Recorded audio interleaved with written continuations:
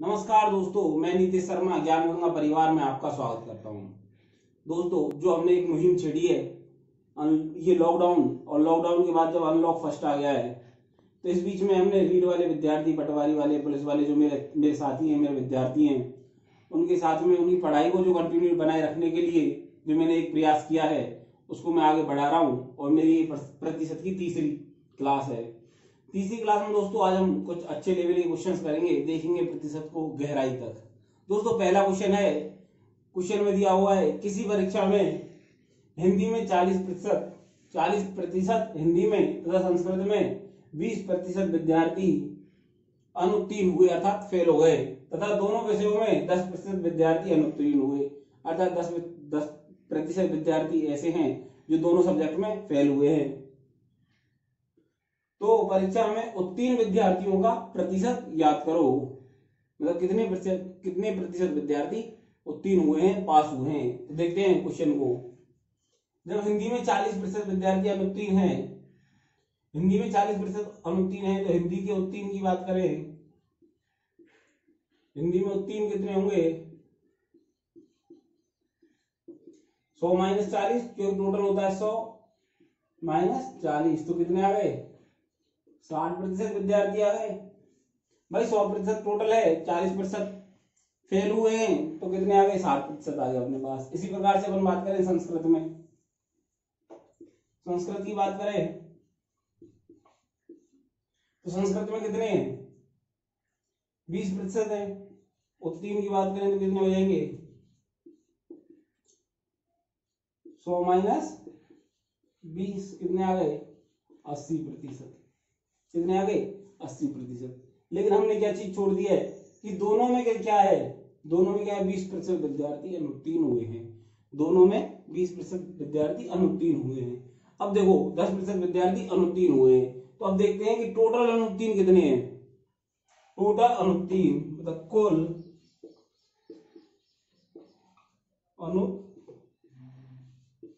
कुल अनुत्तीर्ण की बात करें तो क्या है?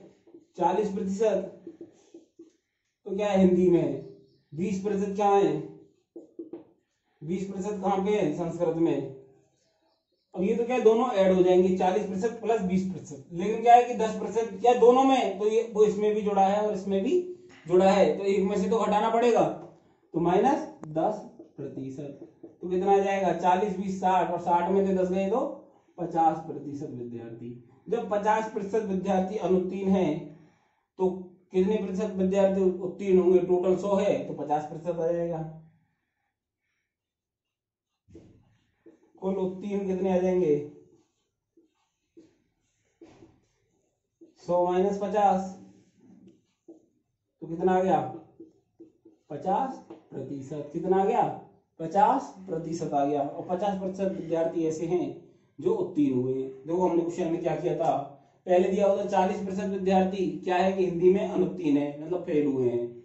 संस्कृत में भी 20% विद्यार्थी फेल हुए हैं, लेकिन दोनों सब्जेक्ट में क्या है? 10% विद्यार्थी फेल हुए हैं। तो क्या है कि देखो ये 40% है और ये 20% है। 40% प्लस 20% 60%। लेकिन क्या है, दोनों में ये 10% तो दोनों में फेल हुए हैं ना, तो वो इसमें भी जुड़ गया है और इसमें भी जुड़ गया है, तो एक में से तो घटाना पड़ेगा, तो हमने एक घटा लिया। 40 20 60 में से 10 घट गए तो क्या आ गया? 50।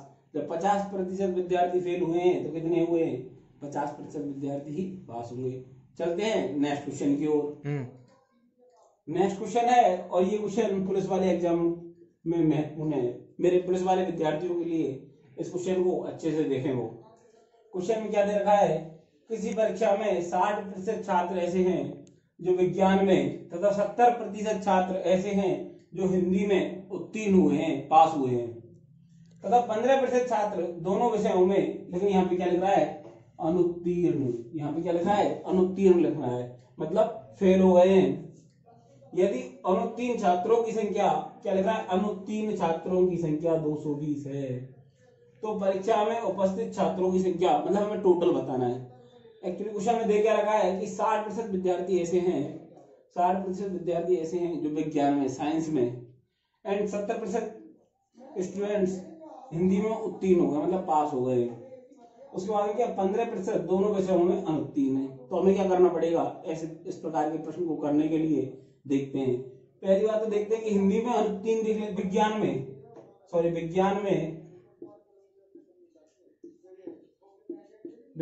अनुत्तीर्ण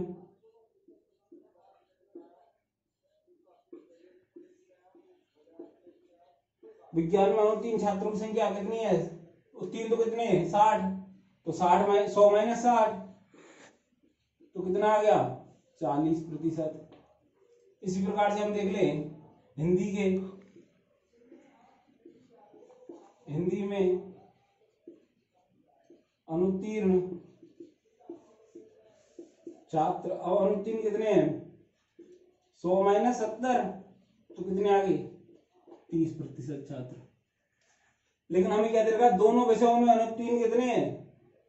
15% हैं, जो इसमें भी ऐड है और इसमें भी ऐड है, इसमें भी जुड़ा हुआ है, इसमें भी जुड़ा हुआ है, तो हमें एक से घटाना पड़ेगा। दोनों में अनुत्तीर्ण कितने हैं? 15%। तो ये 15% इसमें भी जुड़ रहा है, 30 में भी और 40 में भी। तो कुल अनुत्तीर्ण निकाल ले। कुल अनुत्तीर्ण छात्र कितने आ जाएंगे? 40% माइनस 30% माइनस नहीं प्लस 30% माइनस 15%। अब 40 और 30 कितने हो गए? 70। और 70 में से जब हम 15 घटाएंगे तो कितना आ जाएगा? 55 आ जाएगा। कितना आ गया? 55%। तो 55% छात्र ऐसे हैं, वो क्या है कि या तो विज्ञान में फेल है या हिंदी में फेल है। तो अब क्या बतानी है अपन? उपस्थित छात्रों की क्या दे रखा है? अनुत्तीर्ण छात्रों की संख्या कितनी है? 220 है। जो ये 220 है, ये कितना है? 55% के बराबर। तो 55 बटे 100 किसके बराबर है? 220 के। इसको हम इधर ले जाएंगे और 55 को बटे में ले आएंगे, तो बटे में तो क्या आ जाएगा आगे?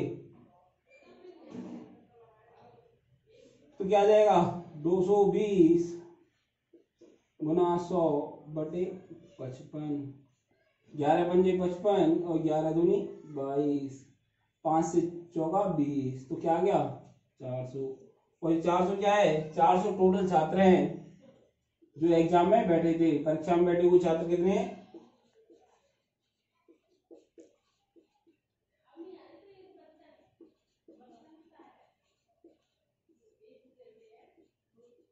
परीक्षा में उपस्थित छात्र कितने निकले? हमारे पास 400 स्टूडेंट निकले जो एग्जाम में बैठे हैं। दोबारा देखते हैं एक बार क्या दे रखा था? हमें दे रखा था कि 60% विद्यार्थी क्या है कि विज्ञान में पास हुए थे, लेकिन अनुत्तीर्ण कितने हो गए? 60 है, तो 60 पास हुए तो 40%। इसी प्रकार से हिंदी की बात करें, 70% पास हैं, तो कितने आ गया? 30% आ गया। दोनों में अनुत्तीर्ण कितने हैं? 15%। तो कुल अनुत्तीर्ण प्रतिशत क्या है? 55%। और 55% किसके बराबर दे रखा है? 220 के। तो इस प्रकार से हम निकाल लिए यहाँ पे 400 जो टोटल स्टूडेंट थे। चलते हैं नेक्स्ट क्वेश्चन की ओर। इस प्रकार के जो नेक्स्ट क्वेश्चन है हमारा, इस प्रकार के क्वेश्चन में हमें क्या करना पड़ेगा देखते हैं। क्या दे रखा है? एक व्यक्ति अपनी मासिक आय का 12% बचत करता है। मतलब कितना बचा रहा है? 12%। तो हम समझ गए कि खर्च कितना कर रहा है? 88%। तो उसका मासिक खर्च कितना दे रखा है? 19,360 रुपए। तो उसकी मासिक आय ज्ञात करो। तो माना आय कितनी हो गई? x। जो x उसकी आय है, तो कितना दे रखा है? खर्च कितना है? 12। बचत कर रहा है 12, तो खर्च कितना कर रहा है? x का कितना कर रहा है? 88 बटे 100x वो खर्च कर रहा है। 88 बटे 100 x वो खर्च कर रहा है। जब खर्च इसका ये है और खर्च दे कितना रखा है?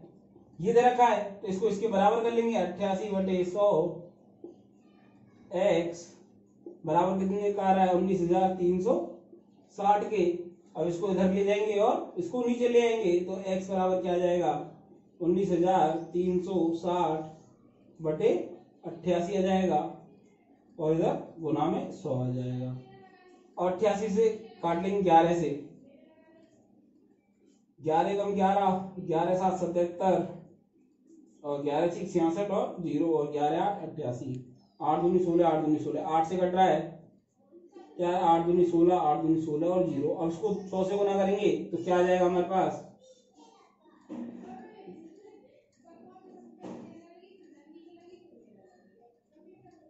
ये आ जाएगा हमारे पास 22,000 रुपए। 2 जीरो ये और 1 जीरो ये और 22, तो क्या आ जाएगा 22,000 रुपए। अर्थात उस व्यक्ति की मासिक आय कितनी थी, 22,000 रुपए थी। एक बार फिर से समझते हैं। माना आय क्या दे रखी है, x% दे रखी है, खर्चा क्या दे रखा, तो भाई उसमें क्या दे रखा है, बचत दे रखी है 12%, अर्थात खर्च कितना कर रहा है 88%, और खर्चा क्या दे रखा था 19,300 रुपए। तो 88/100 x है, ये इसका खर्चा है और ये किसके बराबर है 19,300 के। तो x हमने क्या माना था, अब उसकी आय मानी थी, तो x बराबर क्या निकाल लिया 22,000 रुपए। चलते हैं नेक्स्ट। ये क्वेश्चन बहुत ही ज्यादा एग्जाम में पूछा जाता है, इस प्रकार क्वेश्चन आते रहते हैं। क्वेश्चन क्या है, यदि a की आय b की आय से 25% अधिक है तो b की आय a की आय से कितने प्रतिशत कम है।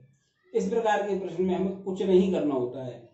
क्या पूछा है, यहाँ पे 25% अधिक और यहाँ पे प्रतिशत में कम पूछा है, पूछा ना प्रतिशत में कम, तो 25% क्या है 1/4 है ना, जब 1/4 दे रखा है 25%, तो प्रतिशत में कम के लिए आ रहा है, तो इससे कम क्या आता है 1/5, 1/5 क्या है 20%।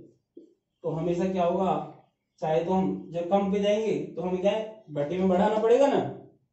यदि ये दे रखा है 25% क्या है 1/4, तो 1/4 से हमें कम पे जाना है, कम लिख रहा है तो हम 1/5 पे, और तुरंत हमारा उत्तर क्या हो जाएगा 20% हो जाएगा। और वैसे भी जब मैंने सारणी बनवाई थी आपको, तो आपको मैंने एक एक आंकड़ा बताया था, तो आपको पता है 25% दे रखा है और कम के लिए पूछा है, तो हमें क्या जाना पड़ेगा नीचे, और 25 के नीचे तुरंत क्या आ रहा था 20% आ रहा था। तभी तो मैंने बोला था उस टाइम पे आपको इस सारणी को याद रखना बहुत महत्वपूर्ण सारणी है। तो 25 के तुरंत क्या हो जाएगा, उसको इस क्वेश्चन का उत्तर 20% हो जाएगा। चलते हैं नेक्स्ट क्वेश्चन पे और भी करेंगे और देखेंगे कि कितना सही है। नेक्स्ट क्वेश्चन दे रखा है हमें, यदि a की ऊंचाई b की ऊंचाई से 20% क्या दे रखा है कम, 20% कम हो तो a की ऊंचाई कितने प्रतिशत अधिक। प्रतिशत अधिक की बात आ गई, हमें चल रहा है 1/5 अर्थात 20%। अब अधिक जाना है तो क्या है 1/4, क्या जाएगा 25%। यही हमारा उत्तर है दोस्तों। बहुत ही आसान, देखते ही आंसर। यदि आपको सारणी याद है ना, तो बस देखते ही आपको पता है 1/20 अधिक, हमें यदि पता है 20% अधिक जाना है, तुरंत 25%।